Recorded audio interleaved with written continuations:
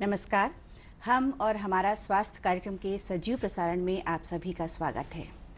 दर्शकों, इन दिनों हम चाहे वो समाचार पत्र पत्रिका हो, चाहे वो टीवी न्यूज़ चैनल हो, चाहे सोशल मीडिया हो, बस एक ही शब्द सुन रहे हैं, कोरोना वायरस। कोरोना वायरस को लेकर भारत समेत बहुत सारे देश भयभीत हैं। आखिर ये कोरोना वायरस है क्या और इससे हम कैसे बच सकते हैं, इस बारे में ही आज के कार्यक्रम में हम आपको जानकारी देने जा रहे हैं।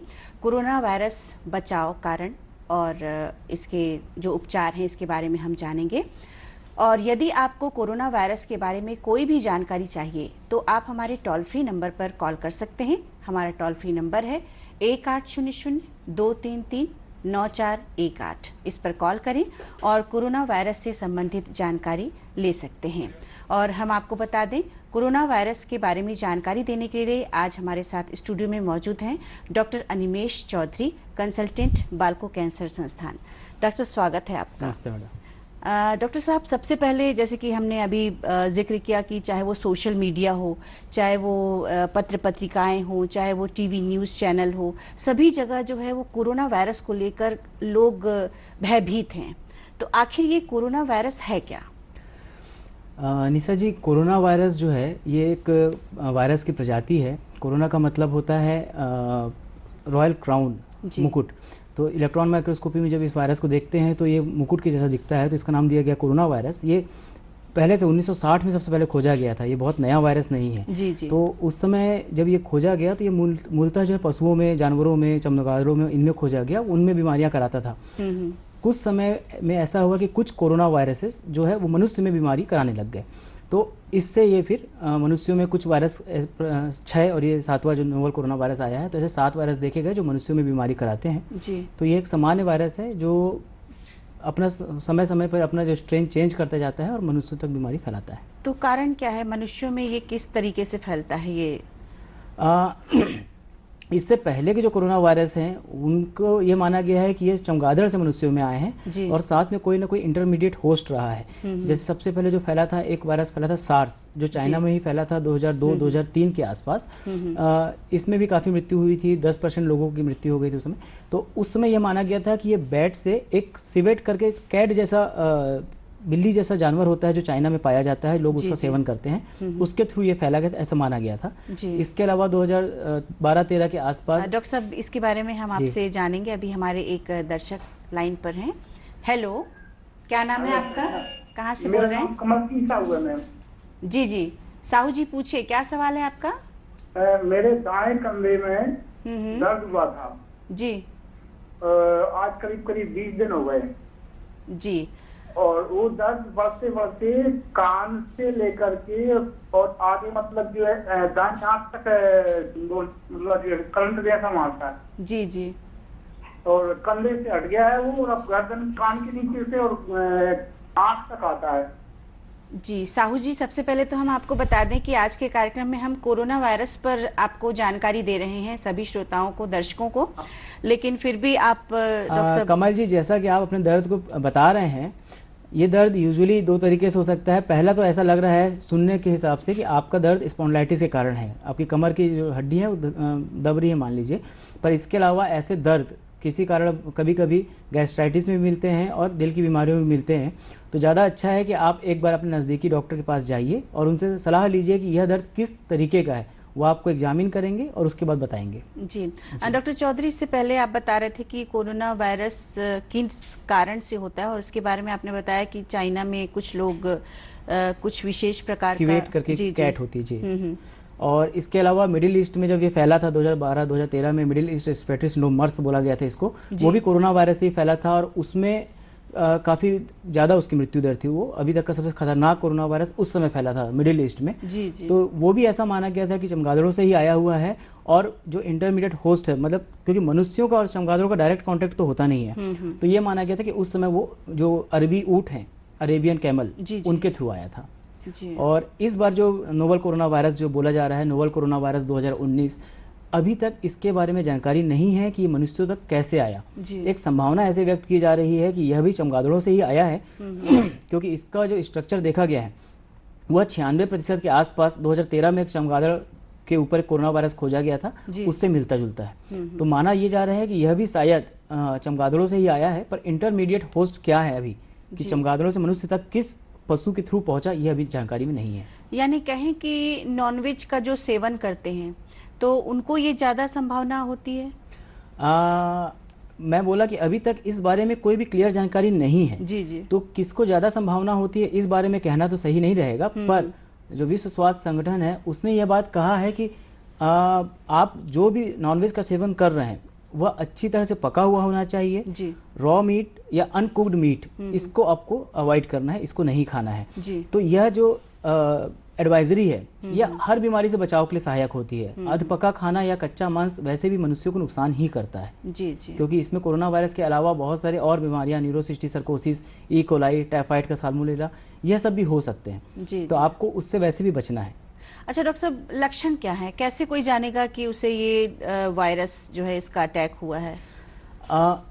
कोरोना वायरस के लक्षण सामान्य फ्लू के लक्षणों से ही मिलते जुलते हैं। कोरोना वायरस जो मनुष्यों में एक सामान्य सर्दी खांसी से लेकर सीवियर न्यूमोनिया तक करा सकता है, जी। पर अधिकांश केसेस में यह सामान्य सर्दी खांसी ही करा रहा है। तो किसी भी वायरल फ्लू में डिफ्रेंशिएट करना बहुत मुश्किल होता है। आप नहीं बता सकते कि यह कोरोना वायरस के कारण है, सामान्य इन्फ्लुएंजा के कारण है या H1N1 के कारण है। जी जी। अगर ये सामान्य है तो, पर अगर यह सीवियर निमोनिया में डेवलप हो रहा है तो फिर इसकी लेबोरेटरी जांच होती है आपके स्पूटम का या आपके सिक्रेशंस का, और उन स्पूटम की उन सिक्रेशंस की जांच के बाद ये कंफर्म होता है कि आपको किस वायरस के कारण या किस पैथोजन के कारण ये पर्टिकुलर सिम्टम्स आए हैं। जी जी। सिर्फ लक्षण देख के आप कभी नहीं बता सकते कि इसको कोरोना वायरस है। जी। तो आपने जांच की बात कही, तो हम ये जानना चाहेंगे कि इसकी जांच कहाँ कहाँ अभी होती है? खासकर हम अपने भारत देश की बात करें तो भारत देश में इसकी जांच कहाँ कहाँ संभव है? निशा जी, भारत देश में इसकी जांच अभी सिर्फ national institute of virology Pune में जो स्थित है वहाँ पे हो रही है। इसके अलावा गवर्नमेंट ने बम्बई में भी एक ऐसा संस्थान खड़ा करने की कोशिश की है। WHO के कुछ डेजिग्नेटेड सेंटर हैं जहाँ पे इन्फ्लुएंजा वायरसेस की जांच होती है। H1N1 के बाद से ऐसे सेंटर्स खोले गए, जिसमें से एक हमारा पुणे में नेशनल इंस्टीट्यूट ऑफ वायरोलॉजी है। इसकी जांच, क्योंकि ये बहुत ही नया वायरस है, तो इसके जांच के अभी पर्याप्त हमारे पास साधन नहीं है। हमें ये नहीं पता कि इसकी जांच कैसे करनी है। हमें यह भी नहीं पता है कि किस समय सैंपल लेना उपयुक्त है, कहाँ का सैंपल लेना उपयुक्त है, और उस सैंपल में किसकी जांच करना चाहिए, किन व्यक्तियों का सैंपल लेना चाहिए, जो ठीक हो चुके हैं उनका सैंपल लेना चाहिए कि नहीं लेना चाहिए। यह सब बातें अभी क्लियर नहीं है। जी जी। फिर भी एक जो इलेक्ट्रॉन माइक्रोस्कोपी के थ्रू हम पता करते हैं वायरल के पार्टिकल, वो जांचें PCR टेक्निक कुछ जगह उपलब्ध हैं। और अभी CDC जो अमेरिका की कंट्रोल ऑफ डिसीज जो संस्था है, उन्होंने भी कुछ ऐसे किट्स बनाए हैं, पर यह किट्स सिर्फ और सिर्फ WHO डेजिग्नेटेड सेंटर्स पे ही उपलब्ध है, जिसमें से एक हमारा पुणे है। जी। डॉक्टर साहब, हमारे साथ एक कॉलर जुड़ चुके हैं। हेलो, क्या नाम है आपका, कहाँ से बोल रहे हैं? कल्लू साहू हूँ, जिला शिवपुरी से बोल रहा हूँ, मध्य प्रदेश से। जी जी जी, पूछिए क्या सवाल है आपका? तो लड़के को सर काफी वायरस हो गया है सर, काफी खांसी जुकाम हो रहा है, पूरे घर में वायरस है, उसकी कहाँ जांच कराई है? सामान्य कल्लूर जी नमस्कार। सामान्य सर्दी खांसी होना बहुत कॉमन है इस मौसम में, और यह सर्दी के मौसम में पूरी दुनिया में फैलता है, तो इससे आप घबराएं मत। अभी भारत में कोरोना वायरस के केसेस सिर्फ केरला में ही मिले हैं, पहली बात। और दूसरी बात, केरला में भी उसको अब राज्य आपदा से बाहर निकाल दिया गया है, क्योंकि वो सामान्य तरीके से ठीक हो रहे हैं वो मनुष्य। तो अगर आपके बच्चे को सामान्य सर्दी खांसी है तो आप उसका अपने नज़दीकी डॉक्टर से मिलिए, उसका इलाज लीजिए और घर में उसका इलाज कराइए। इसके अलावा जो सामान्य बचाव के साधन होते हैं, परिवार वालों को बोलिए कि उसको फॉलो करें। अगर वह ज़्यादा दिक्कत क्रिएट कर रहा है, बच्चे को ज़्यादा दिक्कतें हो रही हैं, तो फिर आप नज़दीकी अस्पताल में जाइए और डॉक्टर की सलाह अनुसार या तो घरेलू या फिर अस्पताल में भर्ती करके उसका उपचार कराइए। जी। डॉक्टर साहब, जैसे कि अभी आपने बताया कि भारत में ये सिर्फ केरला में ये इसके पेशेंट देखे गए हैं, तो क्या हमारे भारत देश में कुछ संभावनाएं हैं इस वायरस के फैलने की या कुछ? जी निशा जी, भारत एक संभावित देश में है, क्योंकि भारत और चीन की नज़दीकी काफ़ी है। हमारे बहुत से नागरिक चीन में रहते हैं, उनका आना जाना लगा रहता है। 2 फरवरी के आसपास भारत सरकार ने एक एडवाइजरी जारी की है, जिसमें से चीन से आने वाले लोगों को उनको ई वीज़ा देना बंद कर दिया गया है, और जो भी चीन से आ रहे थे उनको क्वारंटाइन में डाला गया है। 14 दिन का एक पीरियड होता है, जिसमें इस वायरस के लिए माना गया है कि 14 दिन के अंदर अंदर या तो लक्षण सामने आ जाएंगे जो भी चीन से आ रहे हैं, या अगर लक्षण सामने नहीं आते तो ये वायरस आपके अंदर नहीं है। जी। तो केरला में जो फैला है, मैंने बताया कि उनको में किसी को भी सीरियस डिसीज़ नहीं हुई है, तो राज्य आपदा चेतावनी वापस ले ली गई है करीब 7 तारीख को। और भारत में जो संभावना थी एक अच्छी खबर यह भी है कि पिछले 2 दिनों में यह जो आउटब्रेक, जो महामारी फैली हुई थी, यह नियंत्रण में आती जा रही है। जी। अब किसी नए देश में यह इसके मरीज नहीं मिल रहे हैं और WHO का ऐसा मानना है कि अब यह बीमारी धीरे धीरे नियंत्रण में आती जा रही है। जी डॉक्टर साहब, जैसे कि अभी आपने बताया कि ये बीमारी जो है वो नियंत्रण में आती जा रही है, तो क्या समझे कि इस बीमारी को फैलने के लिए कौन से एटमॉस्फेयर की मतलब सहायक होता है इसको फैलने के लिए, जो अभी जैसे नियंत्रण में आ गया है आप बता रहे हैं, तो क्या संभावना जताई जा सकती है?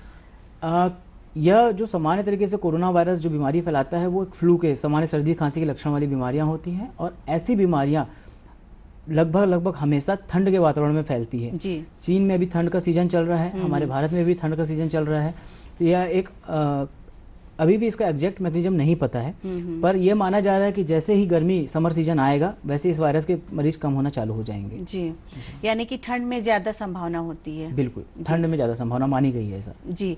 अच्छा डॉक्टर साहब, जैसे कि अन्य किसी को बीमारियां हैं तो उसके साथ में क्या ये जो कोरोना वायरस है ये और फैलता है या क्या संभावना है इसकी? निशा जी, जैसा कि कोरोना वायरस फ्लू का वायरस है, बहुत सारे लोगों को फैल सकता है और मैंने अभी बोला कि जिनको पहले से कुछ बीमारियां हैं, खासकर दमा, सांस की कोई बीमारी पहले से है, डायबिटीज जो अनकंट्रोल है, ब्लड प्रेशर या दिल की बीमारियां जिनका प्रॉपर आप इलाज नहीं करा रहे हैं, तो ऐसे मरीजों को जब कोरोना वायरस या कोई भी फ्लू वायरस होता है तो इनको निमोनिया जैसे लक्षण होने के चांस ज़्यादा रहते हैं, क्योंकि इनके शरीर की प्रतिरोधक क्षमता कम रहती है। और प्रतिरोधक क्षमता कम होने के कारण यह मरीज जल्दी बीमार पड़ते हैं और तेज़ी से इनके में लक्षणों का विकास होता है। ऐसे मरीजों को हॉस्पिटल में एडमिशन की ज़रूरत ज़्यादा पड़ती है, ऐसे मरीजों को ICU सेटअप की ज़रूरत ज़्यादा पड़ती है। जी डॉक्टर साहब, कोरोना वायरस के बारे में हम और भी जानकारियाँ आपसे लेंगे, अभी देख लेते हैं संदेश। कहाँ चले? वही सब हमको मंडी जाना है। ऐसे क्या देख रही हो? अरे दहेज में स्कूटर आया है, ये बात पे इतराना जरूरी नहीं है, हमारा काम जरूरी है। अरे 4 क्लास का पढ़ लिए, भाव खा रही हो? अंदर जाओ। भाव कहाँ खा रहे? भाव तो दिए हैं? दहेज दिए हैं, मतलब भाव दिए हैं। खरीद लिया है आपके बेटे को। इज्जत से पूछेगा तो मिलेगा यूज करने, स्कूटर भी और बेटा भी। पढ़ेगी बेटी तभी तो बढ़ेगी बेटी। चलो। हम और हमारा स्वास्थ्य कार्यक्रम के सजीव प्रसारण में एक बार फिर आपका स्वागत है।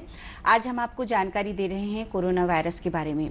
एक बार फिर आपको बता दें, कोरोना वायरस के बारे में यदि आपको कोई भी जानकारी चाहिए तो आप हमारे टोल फ्री नंबर पर कॉल कर सकते हैं। हमारा टोल फ्री नंबर है 1800-233-9418। इस पर कॉल करें और कोरोना वायरस से संबंधित जानकारी ले सकते हैं। डॉक्टर साहब, जैसे कि हम आपसे चर्चा कर रहे थे कोरोना वायरस के बारे में, अभी हम ये आपसे जानना चाहेंगे कि कितना खतरनाक हो सकता है कोरोना वायरस? कोरोना वायरस निशा जी, अगर जैसे कुछ मरीज जो कि ओल्ड एज के हैं या फिर जिनको पहले से ही कुछ बीमारियां हैं, उनको यह तो निमोनिया और हम लोग acute respiratory distress syndrome ARDS बोलते हैं, जो कि एक जानलेवा बीमारी होती है, उतना खतरनाक हो सकता है। पर सामान्य तौर से इसका जो मोर्टेलिटी या मृत्यु दर है वो बाकी के कोरोना वायरस या बाकी जो बीमारियां हमारे आसपास है उसके मुकाबले काफ़ी कम देखी गई है अभी तक सिर्फ 2% ही देखी गई है। इससे पहले अगर मैं डिस्कस करूँ तो सार्स वायरस था जो चाइना में 2002 में फैला था, उसकी मृत्यु दर 10% मानी गई थी, हर 100 में से 10 व्यक्ति की मृत्यु देखी गई थी। जो मिडिल ईस्ट में फैला था कोरोना वायरस 2012 के आसपास, उसमें 35%। मैं आपको रोकना चाहूंगी, इसके बारे में हम आपसे जानकारी लेंगे। अभी हमारे साथ एक कॉलर जुड़ चुके हैं। हेलो, क्या नाम है आपका, कहाँ से बोल रहे हैं? जी, मैं मनीष बोल रहा हूँ सारंगगढ़ से। जी मनीष जी, पूछिए क्या सवाल है आपका? कोरोना वायरस के बारे में बहुत सारे अफवाह फैले हुए हैं, व्हाट्सएप पे भी आते हैं और फेसबुक पे भी। जी। मैं डॉक्टर साहब से कुछ कंफर्म करना चाहता हूँ। जैसे कि इसमें एक है कि HIV वायरस के प्रोटीन इस वायरस के जीनोम में इनकॉर्पोरेट किए गए हैं, ऐसा बोलते हैं। इसके ट्रीटमेंट में यूज जो अभी तक जो सक्सेस मिला है HIV के दवाइयों से मिला है ना, ऐसा, क्योंकि HIV से काफी सिमिलर है इसलिए इसका वैक्सीन बनाने में कठिनाई जा रही है ऐसा, और इसका ह्यूमन से ह्यूमन ट्रांसमिशन बहुत फास्ट है। इन सारे अफवाहें हैं, इसको कुछ कंफर्म कर दें डॉक्टर साहब। मनीष जी, सबसे पहले तो ह्यूमन टू ह्यूमन ट्रांसमिशन की जो बात है वो सही है, पर वो सभी वायरस जिससे पहले भी जो कोरोना वायरस फैले हैं उनमें भी था। ऐसा नहीं है कि इसमें स्पेसिफिक ऐसा है। इसके अलावा जो अफवाहें हैं, जिसमें से आपने एक ने बोला कि आजकल जो सोशल मीडिया में एक अफवाह चल रही है कि कुछ लोगों ने पाया कि इसमें कुछ वायरस HIV के पाए गए हैं, तो आपको मैं बता दूं कि जिस समय ये स्टडी पब्लिश हुई, ये तुरंत विदिन मतलब कुछ घंटों में ही ये स्टडी वापस हटा ली गई थी। तो यह स्टडी, क्योंकि यह ऐसा माना गया कि बहुत जल्दबाजी में यह स्टडी दिखा दी गई है, कभी भी क्लियर नहीं है कि इसका स्ट्रक्चर किसी से मिलता है कि नहीं। यह बहुत सारी अफवाहें चल रही हैं कि यह एक बायोवेपन के तौर पर डेवलप किया गया था या बहुत सारी चीज़ें, पर ऐसा कुछ संभावना, ऐसे चीज़ों की संभावना एक्चुअली में बहुत कम होती है, क्योंकि यह दुधारी तलवार होते हैं ऐसी चीज़ें। यह बोलना कि HIV की कुछ वैक्सीन देखी गई हैं जो इसके इलाज में काम आ रही हैं, तो वह अभी कंफर्म नहीं हुआ है कि वह वैक्सीन इसमें असरदायी है कि नहीं। पर HIV एक वायरस है, और कोई भी एंटीवायरल वैक्सीन, क्योंकि कुछ वायरस के काम करने के जो टेक्निक्स होती हैं उनमें बहुत सारी वैक्सीन काम आती है। जैसे हम किसी इन्फेक्शन के लिए एक एंटीबैक्टीरियल लेते हैं तो वह दूसरे इन्फेक्शन में भी काम आता है। तो इसी संभावना के तहत कुछ HIV वैक्सीन की जो दवाइयाँ हैं वो इस वायरस पर ट्राई की जा रही हैं, पर उनका असर कितना है ये भी किसी को पता नहीं है। जी। और ये बोला गया है कि इसकी वैक्सीन क्यों नहीं बन पा रही है, तो इसकी वैक्सीन इसलिए नहीं बन पा रही है, ऐसा नहीं है कि HIV के से मिलता जुलता ये है। इसकी वैक्सीन बनाने की कोशिशें हो रही हैं। वैक्सीन नहीं बनने का कारण है बहुत नया वायरस है, सिर्फ 2 से ढाई महीने ही हुए हैं आए हुए। और एक सामान्य होता है कि अगर कोई वैक्सीन बनती है तो वैक्सीन बीमारी से बचाव के लिए होती है, तो कम से कम 1 साल लगता है किसी वैक्सीन को बनने में। अच्छी खबर यह है कि चाइना में कुछ खबरें आई हैं कि शायद इसकी वैक्सीन बना ली गई है, पर उसका अभी जानवरों पर प्रयोग चल रहा है। जी डॉक्टर साहब, एक और हमारे कॉलर जुड़ चुके हैं। हेलो, क्या नाम है आपका, कहाँ से बोल रहे हैं? हेलो। हाँ जी, अपना नाम बताएं और क्या सवाल है? नया रायपुर, छत्तीसगढ़। हाँ जी, पूछिए, क्या सवाल है आपका? डॉक्टर साहब से मेरा ये सवाल है कि ठीक है, कोरोना वायरस अभी इतना स्प्रेड नहीं हुआ है जी, लेकिन अगर मान लीजिए छत्तीसगढ़ में किसी को ये इन्फेक्शन ट्रेस होता है तो लोकल लेवल पे क्या इलाज संभव है? जी। और मेरा दूसरा सवाल यह है कि जैसे केरला में अभी 3 इन्फेक्टेड पेशेंट मिले हैं जी, तो उनका क्या ट्रीटमेंट हो रहा है और उनके बचने की संभावना क्या है? जी प्रकाश जी, दूसरा सवाल पहले। मैंने इस चीज़ को अभी यहाँ बताया कि केरला के जो 3 मरीज थे, जब केरला के वो मरीज मिले तो उस समय केरला में एक राज्य आपदा घोषित की गई थी, और अब 3 दिन पहले वह राज्य आपदा हटा दी गई है क्योंकि वह 3 मरीज पूर्णतः सुरक्षित हैं। जी। दूसरा जो पहला सवाल था उसका आंसर ये था कि इलाज का क्या करना है। तो अभी कोरोना वायरस के लिए कोई स्पेसिफिक इलाज अभी तक नहीं आया है कि यह पर्टिकुलर दवाई लेंगे तो आप ठीक हो जाएंगे। तो अभी जो लक्षण के हिसाब से इलाज होता है, और यह पूरी दुनिया में यही इलाज हो रहा है, चाहे छत्तीसगढ़ हो, चाहे केरला हो, चाहे पूरी दुनिया में आप कहीं भी जाएंगे तो आपको जैसे लक्षण है उन लक्षणों के हिसाब से इलाज चलेगा। यदि आपको साथ में कोई ऐसी कोमोर्बिडिटी है, कोई और ऐसी बीमारी है जो इस बीमारी को बढ़ा रही है, तो उस बीमारी का भी साथ में इलाज किया जाएगा। और अभी जिस हिसाब से जितने ज़्यादा मात्रा में केसेस हैं उस हिसाब से इसकी मृत्यु दर बहुत कम है, तो बहुत आराम से इसको हम टैकल कर ले रहे हैं। जी, इसके पहले हम आपसे जान रहे थे कि कितना खतरनाक है ये कोरोना वायरस, उसके बारे में आप बता रहे थे। जी। तो जैसा मैंने बताया कि पुराने जो कोरोना वायरस थे, सार्स की 10% मृत्यु दर थी, मर्स जो हुआ मिडिल ईस्ट में उसकी 35% मृत्यु दर थी, और इसकी अभी के हिसाब से 2% है। हाँ, एक चीज मैं बोलना चाहूंगा कि ये नंबर नहीं है, मनुष्यों की संख्या है। तो कोई भी बीमारी अगर एक भी मनुष्य को हमको लॉस करा रही है तो खतरनाक तो है। जी। और कोरोना वायरस के साथ एक दिक्कत और है कि यह वायरस पुराने जो केसेस थे, पुराने जो कोरोना वायरस थे उसकी तुलना में तेजी से फैल रहा था। जी। तो इसलिए इसकी मृत्यु दर बाकी बीमारियों की मृत्यु की संख्या बाकी बीमारियों से ज्यादा है पुराने कोरोना से, पर मृत्यु दर अभी भी इसकी कम है। जी। डॉक्टर साहब, भ्रांति की बात इससे पहले हमारे एक दर्शक ने उठाई थी, तो भ्रांति पर चलते हैं। बहुत सारी भ्रांतियां ये भी हैं कि कोरोना वायरस का इलाज बहुत सारी पद्धतियों में भी संभव है। डॉक्टर साहब, इसका जवाब हम आपसे लेंगे, लेकिन हमारे साथ एक कॉलर जुड़ चुके हैं। हेलो, क्या नाम है आपका, कहाँ से बोल रहे हैं? हेलो, नमस्कार। डॉक्टर नमस्कार। नमस्कार जी, आप अपना नाम बताएं, फिर सवाल करिएगा। डॉक्टर मैं दीपक नागेश बोल रहा हूँ, ग्राम सिडनी राजस्थान से। जी। और मैं डॉक्टर आपसे ये जानना चाह रहा था कि क्या ये कोरोना वायरस जो है, जो नॉनवेज खाने वाले लोग हैं उनको होने का खतरा है? और दूसरा बात आपसे ये जानना है डॉक्टर हेलो जी हाँ बोलिए जी, ना, हाँ बोलिए नागेश जी। कि इसमें क्या सावधानियां रखी जा सकती हैं? हाँ जी। जी नागेश जी, हम लोग इस बारे में पहले ही चर्चा कर चुके थे कि नॉनवेज खाने वालों को कोरोना वायरस होने का खतरा उतना नहीं है जितना आप लोग सोच रहे हैं। हाँ, अगर आप उस नॉनवेज को अधपका खाते हैं, कच्चा खाते हैं, प्रॉपर तरीके से प्रोसेस्ड नहीं करते हैं, या जी। फिर उस पर्टिकुलर जंतु को कोई और बीमारी होती है, तो आपको कोई भी बीमारियां हो सकती हैं। कोरोना वायरस अभी किस जंतु से फैला है ये बात क्लियर नहीं है, और अभी यह जो फैल रहा है वो मनुष्यों से मनुष्यों में फैल रहा है। जी तो जो बर्ड फ्लूज होते हैं और बाकी फ्लू होते हैं वो लेकिन आपको फैल सकता है अगर आप सावधानी नहीं बरतेंगे तो। और जो भ्रांतियां, दूसरा प्रश्न उनका दूसरा प्रश्न जो था भ्रांतियों जी। को लेके, जी, जी, तो जी। उसमें ये था कि बचाव से कैसे बचें हम। तो सामान्य जो फ्लू के बचाव के जो सावधानियां होती हैं फ्लू को लेके, आप जी। उनसे बच सकते हैं। जैसे कि आप जिसको अगर सर्दी खांसी है उससे कम से कम 3 फीट या 1 मीटर के दूर रहें। जिसको सर्दी खांसी है उसको मास्क पहनने के लिए बोला जी, जाए। जी। अगर आप जब भी जब भी आप अपने आप शरीर को टच कर रहे हैं तो अपना हाथ धोइए, बार बार हाथ धोइए। जी, जी। कोशिश कीजिए कि आप टची ना बने, मतलब अपने बोला जाता है कि नाक, कान और आंखों को बार बार टच करने से बचना चाहिए, और अगर आपने कभी भी टच किया तो उसके बाद एक बार हाथ धोना चाहिए। जी इसके अलावा जैसे खाने में सावधानियां कि पूरी तरह पका हुआ खाना और ताज़ा खाना खाना चाहिए। जी और ये हो सकता है कि जितनी हो सके गंदी चीज़ों को छूने से बचना चाहिए। एक चीज़ मैं और बोलना चाहूँगा कि छींकते समय जी। या खांसते समय या तो रुमाल का प्रयोग करना चाहिए, या एक चीज़ कि ऐसे एल्बो का प्रयोग करना चाहिए। हम लोग कई बार ऐसे खांसते हैं जी जी तो उससे हमारे हाथ में वो कोई भी वायरस आ जाते हैं, हम किसी चीज़ को छूते हैं तो वो इफेक्ट करते हैं। जी जी तो खांसते समय हाथ की जगह अपनी कोहनी का प्रयोग करना चाहिए, वो ज़्यादा अच्छा माना जाता है। और अगर पॉसिबल हो पाए तो टिश्यू, कागज़ के टुकड़े या फिर रुमाल का प्रयोग करना चाहिए। जी जी डॉक्टर साहब, भ्रांतियों के बारे में आपसे जानना चाह रही थी कि बहुत सारी भ्रांतियां हैं कि जैसे सोशल मीडिया पे या कहीं पर हम पढ़ते लिखते हैं तो वहाँ पर भी हम ये देखा जाता है कि बहुत सारी पद्धतियों में भी इसका इलाज है।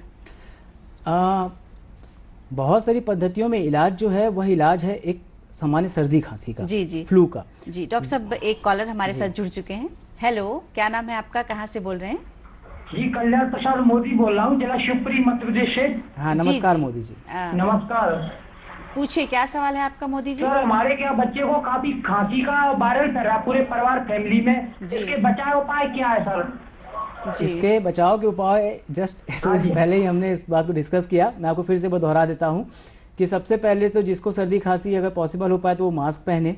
उसके अलावा बाकी लोग कम से कम 1 फीट दूर रहें, अपना इम्यूनिटी, अपनी प्रतिरोधक क्षमता मजबूत रखें, अच्छा खाए पिए, गर्म कपड़े पहने, गर्म पानी और गर्म खाने का भोजन करें। इसके अलावा हाथ लगातार धोते रहें और अपने आँखों को, कान को, मुंह को इसको टच करने से बचें। खांसते समय कोहनी का या फिर रुमाल का या टिश्यू पेपर का यूज करें। जी। और डॉक्टर को दिखाएं। बिल्कुल, डॉक्टर को दिखाएं, वो तो पहले नंबर पे आना जी, जी। चाहिए। हाँ डॉक्टर साहब, तो भ्रांतियों की बात हाँ, रह तो गई जैसे थी। आपने दूसरी पैथी की बात की, तो चूंकि ये बहुत नया वायरस है, तो इतना नया वायरस है तो इसके बारे में अभी तो किसी भी सिस्टम में कोई इलाज नहीं आएगा, क्योंकि वायरस ही नया बन के आया हुआ है।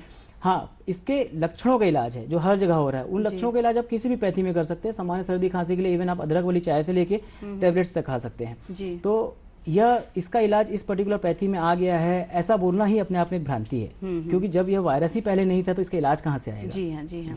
तो इस पर ध्यान ना दें। बिल्कुल, ऐसे अफवाहों पे ध्यान ना दें। विश्व स्वास्थ्य संगठन ने अपनी एक वेबसाइट बनाई हुई है जिसमें अलग से उन्होंने मिथ बस्टर करके जी, जी।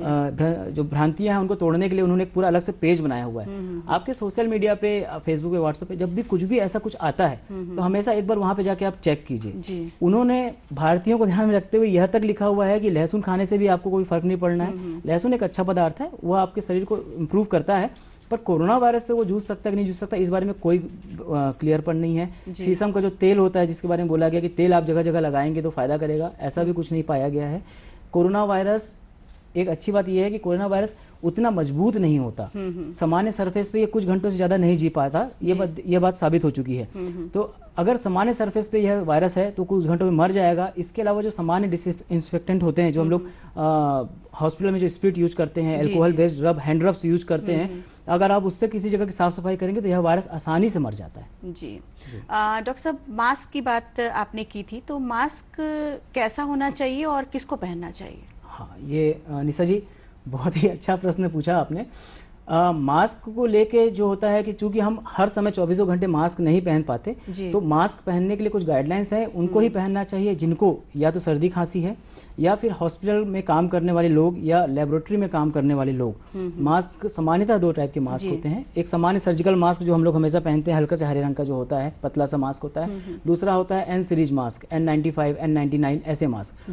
तो जो N95, N99 मास्क होते हैं, ये बहुत बारीक पार्टिकल्स को अंदर जाने से रोक सकते हैं और ये थोड़े महंगे आते हैं और ये आसानी से उपलब्ध नहीं है। तो ऐसा माना गया कि लेबोरेटरीज वर्कर्स को इनको यूज करना चाहिए। सामान्य जो सर्जिकल मास्क होते हैं वो आसानी से उपलब्ध हैं, पर सामान्य जनता के लोग को अभी भी उसको यूज करने के लिए जरूरत नहीं है इन वायरल फीवर से बचने के लिए। जिनको सर्दी खांसी है वो इनको पहने ताकि दूसरों को इन्फेक्शन ना फैले, या ऐसे लोग जो स्वयं कमजोर हैं और उनको किसी सर्दी खांसी के मरीज की या दमा के मरीज का देख रेख करनी पड़ रही है, तो वैसे लोगों को पहनने के लिए बोला गया है। तीसरा, किन लोगों को मास्क पहनना है? जो लोग भीड़ में शामिल हो रहे हैं, किसी धरना प्रदर्शन में शामिल हो रहे हैं, किसी राजस्व टाइप की चीजों में शामिल हो रहे हैं, किसी मूवीज अगर जा रहे हैं, मेले में शामिल हो रहे हैं जी। कोई भी भीड़ वाली जगह, किसी भी भीड़ वाली जगह पे ऐसे किसी भी फ्लू के फैलने की संभावना ज्यादा रहती है, वहां पे आप मास्क पहन सकते हैं जी। डॉक्टर साहब, हमारे दर्शकों के लिए जाते जाते ये बता दीजिए कि किस प्रकार का ध्यान रखें ताकि वो कोरोना वायरस से बच सके और भ्रांतियों से भी बच सके, और किस प्रकार का जो इलाज है, वैक्सीन या दवाइयों की बात बीच में आपने कही थी, क्या वो वैक्सीन या दवाई अभी इसके लिए आ गया है? इसके बारे में भी जानना चाहेंगे। बिल्कुल संक्षिप्त में बताइए, समय कम है। सबसे पहले क्या है कि इन्फोडेमिक फैला हुआ है, महामारी, जानकारियों की महामारी फैली हुई है, तो आपके पास बहुत सारी जानकारियां आएंगी, सही भी गलत भी। हमेशा उसको पहले चेक कीजिए, उसके बाद इसको फॉरवर्ड कीजिए। अभी तुरंत कोई वैक्सीन नहीं आई है और तुरंत कोई दवाइयां नहीं आई है, पर भविष्य में आएंगी, तो विश्वास रखिए हमारे ऊपर, हेल्थ सिस्टम के ऊपर। जी डॉक्टर साहब, आपने बहुत ही महत्वपूर्ण विषय पर जानकारी दी, आपका बहुत बहुत धन्यवाद। और दर्शकों, हम उम्मीद करते हैं कि आज हमने जो आपको जानकारी दी है उसका लाभ आप अवश्य उठाएंगे। अगले कार्यक्रम में एक नए विषय के साथ हम पुनः मिलेंगे, तब तक के लिए नमस्कार।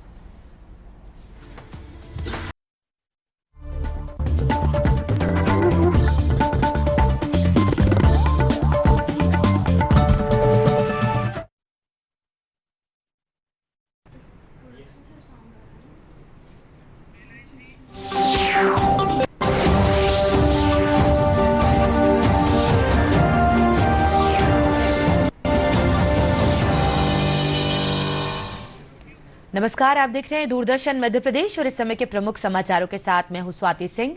बुलेटिन की शुरुआत करते हैं हेडलाइंस के साथ।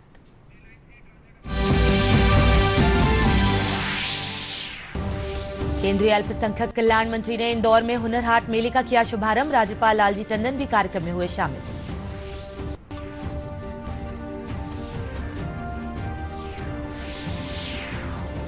मंडला के रामनगर में 15 फरवरी से 2 दिवसीय आदि उत्सव का होगा आयोजन। समारोह की तैयारियां जारी, केंद्रीय इस्पात राज्य मंत्री ने दी जानकारी।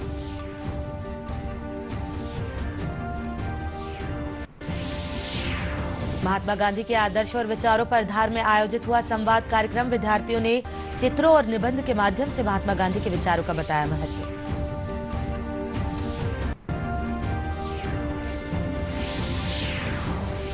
सेना के 850 पदों के लिए अमरकंटक में आयोजित की जा रही है सेना भर्ती रैली। कड़ाके की ठंड में जोशीले प्रतिभागी दिखा रहे हैं अपना दमखम।